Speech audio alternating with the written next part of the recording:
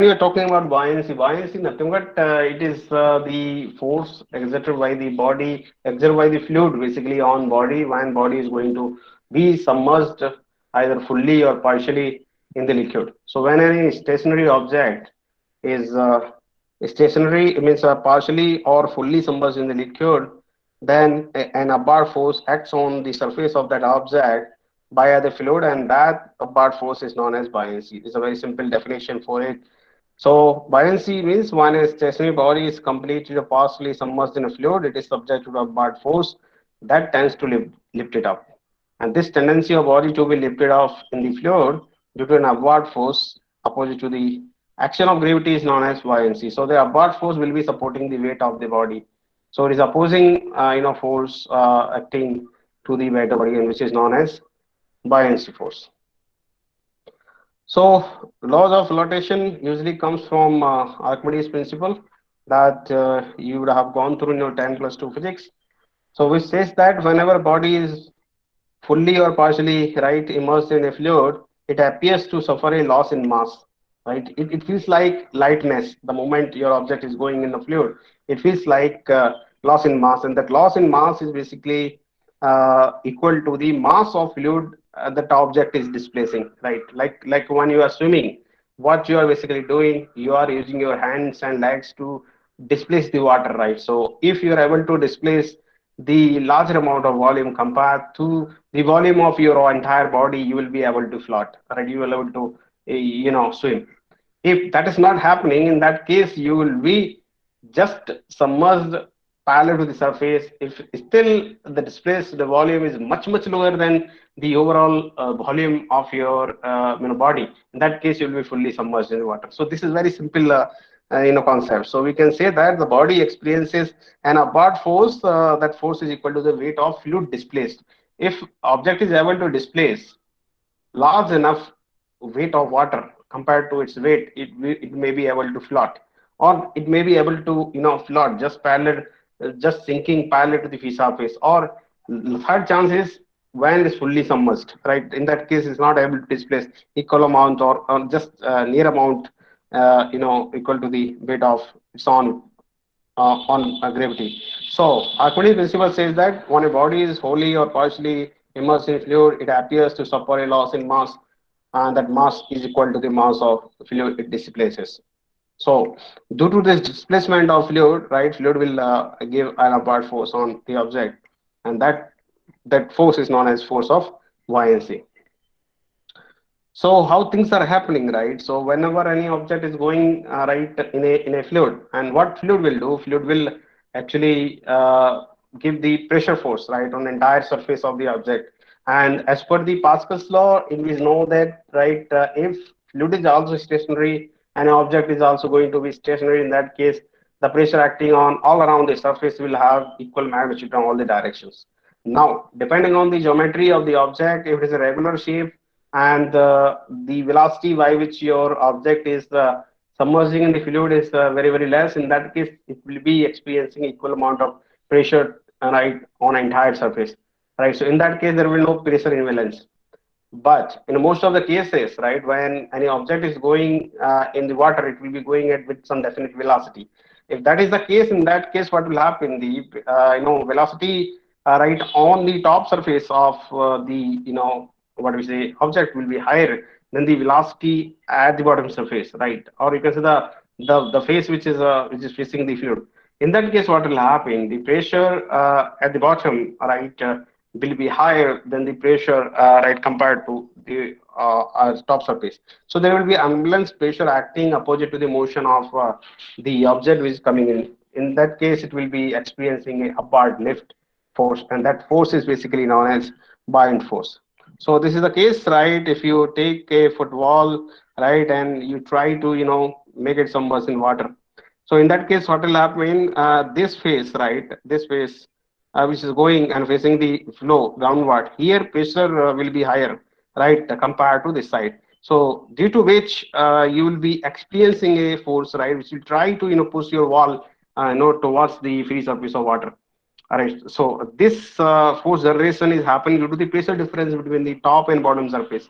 All right. Top and bottom surface here and here pressure difference is causing the upward force creation on this volleyball or whatever object if you are trying to push it down. And that force is basically known as buoyant force, and that buoyant force magnitude will depend on the amount of water displaced by this object.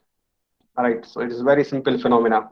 So this is in the case of water, right? Similarly, when we talk about airflow, right? So while you are moving in the air, right, that will also depend on the shape, right? What shape is basically moving. So at front facing and rear facing, if you take the differences of pressure, that will basically give you the force experienced, right, by that object moving through the air. So this is the case of liquid, and air also same phenomena always occurs, but there we do not say that as a buoyant force. That will be called drag force, right, which is opposing, right, the motion. Here it is a buoyant force. So weight with buoyant force, when if you compare, right, three conditions may exist, right. One condition is an object in a fluid will sink completely if it has a weight greater than the weight of fluid it is able to displace, right. So the moment is coming inside, if it's not able to displace the weight enough to support its own weight, in that case the object will fully sink in the liquid. Second condition is floating. It will be able to float if it is able to displace the equal amount of weight, right, compared to its own weight. So when weight of the water displace or liquid displace is just sufficient enough to support the weight of the object, in that case it will float. All right. Third condition is right, this one. If weight of water displace, right, is less than means weight of the object is less than the weight of water displaced, right. In this case the object will be moving upward always. So in that case it will be expend the buoyant force, right. So these are the condition, all right. Three conditions may exist. One is floating condition. Third condition, when weight of object is much lower than the weight of water display, in that case what will happen, it will be always moving upward from the free surface, right, free surface. And in this case it will be inside the free surface, it will be completely sink. So these three conditions may exist, right, based on the weight of water displaced.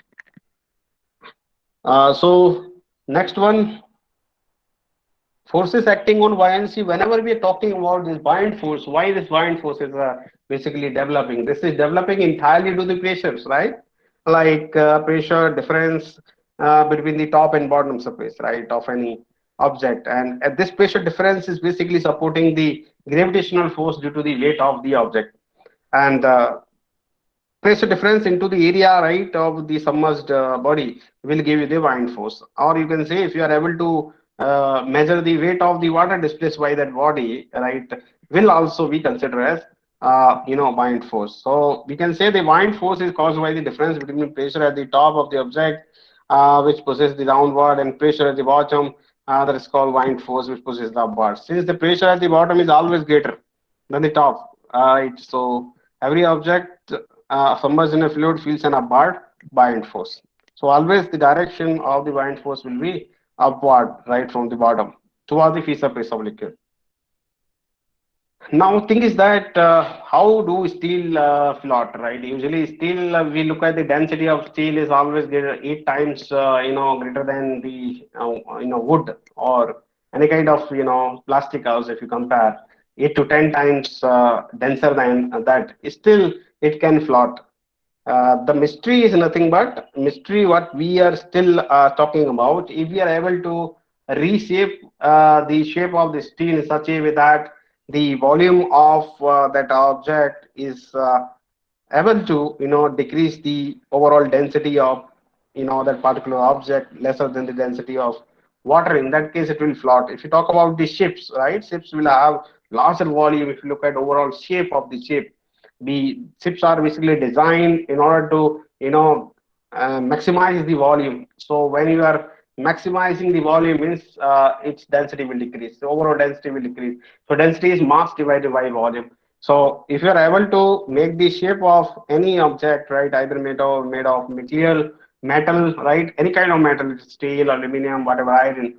So if you are able to change the shape in such a way that the volume is maximized, and when that is going to happen, the density of overall shape will be lesser than the density of liquid in which it is going to float. So That's the main reason. So volume is getting maximized in that case when the moment you are putting it in water, right? Overall density of the ship is less than the density of the waters. That's why it's used to float. That's what is the mystery of floating the steel. So the shape of the ship or whatever wall shape increases the volume of ship, which decreases the ship's density. So ship's overall density is less than the density of water. That's why it's allowing it to float. So this is very simple observation. So based on that, let's suppose this is the case. If it is a steel solid steel ball, right? So the moment you will put in water, it will directly sink because overall, look at the shape. It is solid shape. So the amount of water displaced by this will be lesser, right? But instead of this, if you make this kind of shape out of this wall, in this case, you look at total volume will be much bigger than this. So when that's going to be the case, then density will be overall density of this object is lesser than the density of water, right? And it will always be floating, right? So that's a when scenario means of floating the steel. Next one is the center of buoyancy. Like we define the center of pressure. How do we define the center of pressure? It's the point at which the resultant, pressure force acts. Similarly, we can define the center of buoyancy. So it is a point through which the force of buoyancy is supposed to act. It's known as center of buoyancy. It's a very simple thing. So, and let's suppose this is the case of ship, right, which is plotting. So it will have a point, right, through which at which force of buoyancy will act, right. So this point is known as center of buoyancy denoted by the capital V. Next one is meta center, right? Whenever we talk about meta center, it's meta center usually will be defined for floating bodies, right? Especially ship. If we talk about ship, so if you look at the ship will have one point that's called center of gravity. Another point will be there that is called meta center. So meta center is some point. If we are destabilizing its motion, instead of going it forward, if we destabilize to roll either left or right side. So the moment you unstabilized it, it will start oscillating about a fixed point, right, on a vertical axis, and that fixed point about which oscillations are happening, that point is known as meta center, right. So it is defined as a point above which the body start oscillating when body is tilted by a small angle. So take this example, right, the ship is floating. So it will be having a point where center of buoyancy will be acting, so which is this, and center of gravity will be somewhere here, right. And this is the another point, right, that is called M is meta center. The moment you will try to tilt it either this side or this side, it will start oscillating about this point only, right. But this axis will remain always perpendicular. So it will start oscillating about this point, and this point is known as basically meta center. Meta center. So only forces which will make this kind of changes will be the gravitational force and buoyant force. A moment will come when force of buoyancy is much bigger than the on weight of the ship. In that case, what will happen, the ship will try to go motion in this side, right. Similarly, sometimes it will go this side. So about this fixed location, right, it will start oscillating in the movement of instability, and that point is known as meta center, right, meta center. So now we know this meta center. This is the point of center of gravity. This is the point of center of buoyancy, right. Means a buoyant force where it's acting. So when somebody is asking you what is the metacentric height, so when we talk about metacentric height, is nothing but a distance between the metacenter and center of gravity. That difference is known as metacentric height, right. So in this diagram we can say m and g. This distance is known as metacentric height, right, which is written here. So difference between the metacenter and metacentric height. So this red color distance is known as metacentric height. So metacentric height, right? So it is the distance between the metacenter of the floating body and center of gravity. So this is the case, right? When it's not unstable, it is usually float in this way. So this is m, this is g, this is the normal axis. Now, if you tilt it, you are giving some rotation here, due to which it has been tilted like this. The moment it has tilted about it, means it will be oscillating about this fixed location. So this location is fixed. So this is here, axis is always like this, and this axis now has been tilted. Look at the G location is here and B location here. So now G has moved here, right? B has come here. So due to which what will happen, force of buoyancy will be acting like that, force of gravity will be acting like this. So if I draw here, Force of gravity will go like this, and force of buoyancy will go like this, and these opposing forces will try to restore the initial position for this ship. So it will give the restoring moment in opposite direction. We have provided this direction moment, and due to difference of these forces, right, center of gravity, gravitational force and buoyant force, right, and restoring moment will be acting, and that will restore the position of the ship back to this original position. All right. So analytically, if you are finding out the metacentric height is given by moment of inertia divided by the volume of submerged body minus distance between center of gravity and center of buoyancy, right? So the variable which will change the magnitude of gm is basically this one, bg, as well as the volume of water displaced. So these are the two variables. If you change it, right, you can change the metacentric height. Next one is condition of equilibrium. Now we'll see the equilibrium conditions, right? What are the different conditions in which your object will be subjected to if you are making any kind of unstable motion to it. So any submerged body or a floating body is said to be stable. If you are saying this is an stable equilibrium, it is said to be stable only when if it is able to generate a restoring movement, and after some time it attains the original position. We can say that then the body is in stable condition. If it is not returning back to its original position, that is known as unstable equilibrium. And there is a third condition is also, that is called neutral equilibrium. That means if you try to unstabilize it, it will not unstabilize, right? It will always remaining in the same position, even though you are applying any kind of movement on it. So first condition is this. This is the stability of submerged body. You look at free surfaces here. So this body is fully submerged in the water. So when you are applying any kind of movement, right? Look at here, instability we are providing. So the position of here only two points will be there. One is called center of buoyancy and this center of gravity. So respective position of this will basically cause the system to come back to its initial position, or you can say stability position. So the position of CG and center of buoyancy in the case of completely submerged body, right, usually are fixed.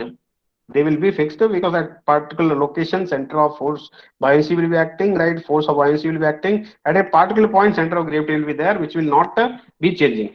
Which will not be changing. So it is a fully submerged. So consider this is a one case of balloon. This is a balloon, right? Which is basically fully submerged in water. So first condition, when we are talking about stable condition, that is only possible, right, if center of buoyancy is always above the center of gravity. If that is the case, then body is in stable equilibrium. Stable equilibrium. So in that case, what will happen? The force of buoyancy is just sufficient to support the weight of the body. So this is the first condition, which is known as stable equilibrium. So in this case, keep in mind, center of buoyancy is always above the center of gravity. Now consider the second case, right? We have unstabilized it. Now this has been tilted to the right side. So in that moment, you look at center of buoyancy always is here and gravity is here. You just tilted it. Now this is the buoyant force which is acting upward. This is the center of gravity, right? That is called gravitational force, or you can say on weight of this balloon, which is acting downward. Now you look at these two forces, right? Here it is acting like this, here acting like this. That means as a result of this, it will put a restoring moment, right, on this object, and will try to return back to the original condition, right? Original condition. So in this case, when weight of the body, right, is not able to supported by the force of buoyancy, and we have given some instability to it, a small displacement to the body, right, in clockwise direction we are giving. So in this case, the couple of this force, right, force of buoyancy and the weight, right, so what it will do, so here it is acting like this, here it is acting like this, so it will try to restore it back. It will try to restore it back. This is the condition. So now this is for right side, you have given. Now if you try to give it to the left side, right, you have now displacing it to the left side. When you are doing it to the left side, in this case, what will happen? This is acting like this, this is acting like this. So when we are tilting it to the left side, in this case, it will not return back to its original condition, because in this case, this will also assist the motion. And this condition is known as unstable equilibrium. Unstable equilibrium. And third condition, when you are talking about, when center of what do we say, buoyancy and center of gravity are lying on a single point, they are coinciding. If that condition exists, in that case, whatever displacement you are providing to the body will not tilt either right to the left, either right side or left side, and that condition is known as neutral equilibrium. Neutral equilibrium. So like that we have to do. So there are three conditions, right? So we can summarize: stable equilibrium when the force of buoyancy magnitude is just enough to support the weight, and B is always above the G. This condition is known as stable equilibrium. Unstable equilibrium when weight is equal to FB, but B is below. When B is going down, right? B is not above, it is going down. In that case, it will become unstable equilibrium. Third condition called neutral equilibrium when weight is equal to the buoyant force, and B and G are at the same point. When both are coinciding at the single point, that is known as neutral equilibrium. Now, this is for the sinking body, right? When body is fully, inside the water. Second one case is for floating body, right? In the case of ship, what will happen? So for floating body, already we know that in floating body, everything will depend on the position of meta center and center of gravity, right? So if that distance is higher, in that case, it will be stable. If that distance is reducing, in that case, body will undergo in unstable equilibrium. So this is the case. So look at the respective position. This is G, and this is also meta center. So if meta center and the center of gravity position are coinciding, in this case it will be stable equilibrium. If second case, right, if you are changing the, tilting it this side, right, if you're tilting it this side, in this case, when G is here and force of buoyancy is down, if you're tilting it to the right side, what will happen? Gravitational force will be acting like this, and force of buoyancy will be acting like this. So it will restore this movement. So whatever displacement you given to the right side will be restored by the movement generated due to the force of gravity and force of buoyancy. So this is known as stable condition. Unstable condition will happen if this meta center height, right, but it's here meta center. In this case, meta center is above the G. If meta center is coming down to the G, if it's going below G, in this case, meta center is here. And now if you are tilting it to this side, what will happen? The center of gravity, right, that's called gravitational force, will also assist the displacement, and force of buoyancy will also assist the displacement which was given to the right side. In this case, ship will not return back to its original position, and this condition is known as unstable equilibrium. So we can summarize like that: when meta center and center of gravity is coinciding at a single point, that is called neutral condition. When meta center is above the center of gravity, that is known as stable condition. When a meta center is below the center of gravity, that condition is known as unstable equilibrium. So like that we can say. So stable equilibrium means when m is above g, unstable when m is below g, and neutral when m and g at the single point. Clear? So these are the three conditions which can exist, right? So neutral, stable, and unstable. So that's all. So if you are having any doubt, I am open for the discussion now.